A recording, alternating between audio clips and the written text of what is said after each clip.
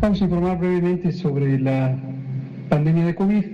Como ya se señala, llevamos ya 13 semanas de reducción, más de 3 meses, en donde los indicadores fundamentales muestran todos de manera muy consistente una epidemia que está en receso. Lo que es importante tener en mente es que estos indicadores los registramos todos los días y estamos actualizándolos en toda la República. Y podemos ver que la cantidad de casos es ya mínima, como decíamos la semana pasada, comparable tan solo con el inicio de la epidemia. Bien, regreso con este tema. ¿Podemos entonces declarar fin a la pandemia del COVID? Vamos a preguntarle a una experta en materia de salud, a una experta con estos temas de análisis y numeralia. Haremos un recuento, cómo enfrentamos la pandemia como país y sus políticas de salud, cómo lo hicieron las autoridades, había políticas. Vamos a escuchar este carrusel cronológico de declaraciones, algunas son una joya.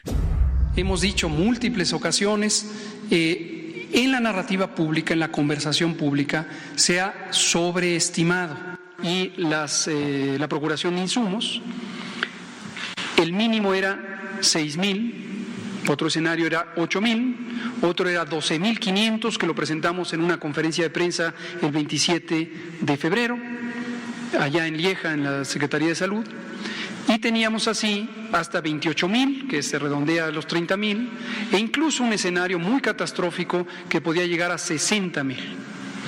¿Cuál de ellos es el real?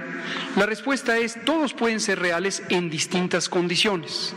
Por eso decimos directamente a la sociedad, a todos y cada uno de los miembros de esta República: quédate en casa, quédate en casa, quédate en casa. Este viernes 11 de junio tendríamos el cierre del ciclo de la vespertina, la nocturna, por el momento. Vamos a entrarle al tema.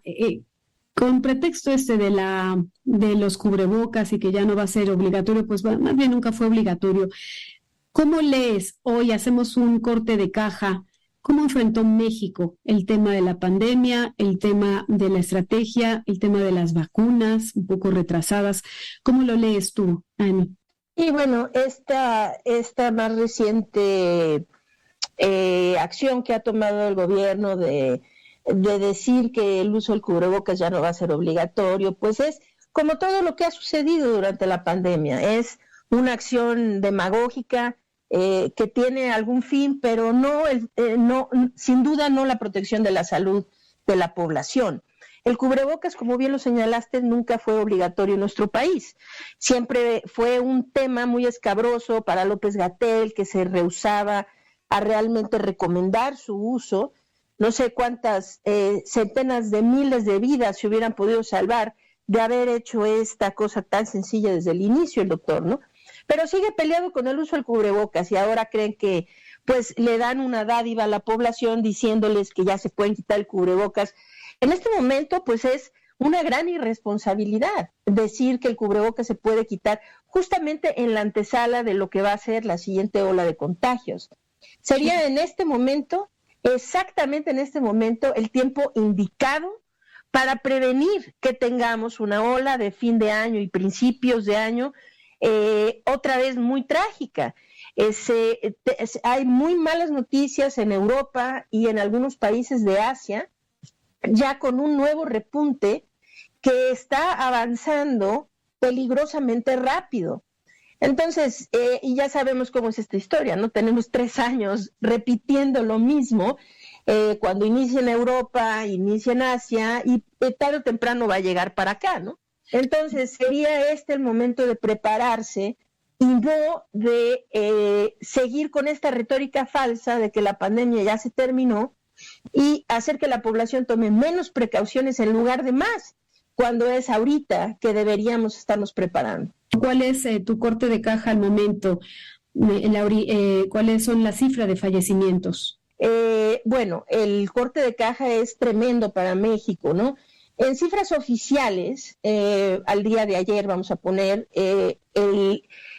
la Secretaría de Salud está reportando en cifras oficiales 330,000 un poco más de 330,000 muertes en nuestro país por COVID-19. Esto en cifras oficiales nos deja en la quinta posición en el mundo, a nivel mundial, en términos de más muertes causadas por la pandemia. Pero es una cifra que está muy subestimada. En realidad, el Instituto Nacional de Salud Pública actualiza las cifras de exceso de mortalidad aproximadamente una vez al mes, y en el último corte que hicieron, estamos hablando de muertes asociadas directamente a COVID-19. La última cifra es de 500,760 muertes, más otras más de 200,000, es decir, en total 745,042 muertes, que son el total del exceso de mortalidad. Es decir, 500,000 están asociadas directamente a COVID-19 y unas 245,000 adicionales son a consecuencia de la pandemia. ¿Por qué? Por falta de capacidad hospitalaria, por tratamientos que tuvieron que posponerse, cirugías que fueron pospuestas, por falta de insumos, de médicos, etcétera, ¿no? Es decir, son muertes causadas por la pandemia, mas no necesariamente directamente por COVID-19. En la última estimación global que se tiene de exceso de mortalidad, se habla de que México está en la posición número uno en términos de exceso de mortalidad entre la población de 65 años y más. Es decir, perdimos a cerca del 8% de los adultos de 65 años y más en nuestro país a consecuencia de la pandemia. Cifras que se pudieron evitar si hubiéramos tenido una mejor estrategia, o era inevitable. No, claro que se pudieron evitar. Hay que ver hacia los países que lo pudieron evitar. Países como Nueva Zelanda, como Australia, como Japón. Japón hoy por hoy es el ejemplo hoy del país que mejor ha manejado la pandemia, sin duda.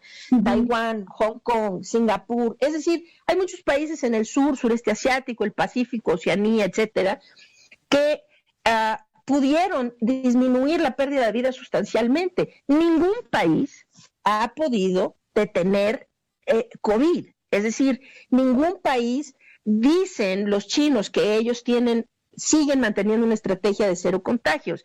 Claro, pero esto lo hacen por medio de medidas realmente muy coercitivas, violentas por parte del gobierno, sí, para hacer cierres realmente que son terribles, ¿no? Cierres forzosos, cuarentenas forzosas, una serie de cosas. Japón ha tenido sus olas de contagio, sí, pero las han controlado siempre. Japón es un país que tiene una población del mismo tamaño que México aproximadamente, ¿no?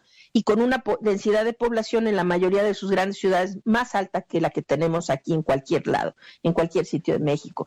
Entonces, pero, por ejemplo, mientras que nosotros estamos encabezando la lista de exceso de mortalidad durante la pandemia, Japón durante la pandemia no ha registrado exceso de mortalidad. Es decir, no han registrado exceso de mortalidad. ¿Y por qué es esto? Porque ellos han tirado a una estrategia sensata y a largo plazo. Ellos le tiraron a mantener el virus lo más contenido posible antes de la llegada de las vacunas. Esto es clave. Los países que pudieron contener la propagación del virus antes de la llegada de las vacunas son los que hoy registran la menor pérdida de vidas. En la segunda ola de contagios en nuestro país se tuvo arriba de 135,000 muertes solo en la segunda ola. Esto en cifras oficiales. En exceso de mortalidad son más de 220,000 vidas solo en la segunda ola. Esto es antes de las vacunas. Ahora tenemos otro reto más, y el reto es esperar, es decir, salvar todas las vidas que se puedan salvar hasta que no tengamos un mecanismo para poder detener a través de tratamientos o de vacunas la transmisión del virus. Sí. Porque este es el detalle. Las vacunas han sido un instrumento extraordinario para disminuir la enfermedad severa y la muerte. Han salvado, sin lugar a dudas, millones de vidas, pero no han logrado, las vacunas que tenemos actualmente, disminuir la transmisión del virus. De ahí que el virus cada vez sigue evolucionando mutando y volviéndose cada vez más complicado en su control. Entonces, ahorita el reto inicial era detener la transmisión del virus hasta que tuviéramos vacunas, ¿no? Los países que ya una vez con una población vacunada empezaron a relajar un poco las medidas preventivas, pero no por completo, es decir, Japón sigue utilizando cubrebocas, ¿no? La población masivamente siguen utilizando cubrebocas, procurando ventilar espacios, es decir, siguen haciendo las medidas básicas, pero ya abrieron sus fronteras y ya tienen todas las actividades económicas en marcha y todo esto, ¿no? Entonces, y lograron salvar muchísimas vidas ahí. Ahora siguen con las medidas básicas hasta que aquí la meta va a ser tener una vacuna sobre la cual ya muchas farmacéuticas están trabajando, que son vacunas nasales, es decir, algo que logre la inmunidad a nivel de las mucosas nasales para impedir la infección. Entonces, cuando eso ocurra, entonces podremos controlar mejor la transmisión del virus y quizá entonces sí podemos hablar de retirar cubrebocas y otras medidas preventivas, pero no ahora. Y sin ser fatalistas ni alarmistas, estamos también ante la presencia de una nueva variante de la BA.2.75.2 que dicen ya los virólogos internacionales que se está expandiendo rápidamente en India, Singapur y parte de Europa. Laurian Jiménez, doctora en Ciencias Médicas, profesora investigadora de microbiología, te agradezco mucho esta conversación. Muchas gracias por la invitación. Muy buenas tardes. Muy buena tarde. Bueno, pues ahí tenemos un tema preocupante que para nada tendríamos que bajar la guardia. No tendríamos todavía que quitar el cubrebocas e incluso tendremos que insistir en la compra de estas nuevas vacunas que nuestra experta nos habla de ellas. No han llegado a México y ni siquiera se habla de las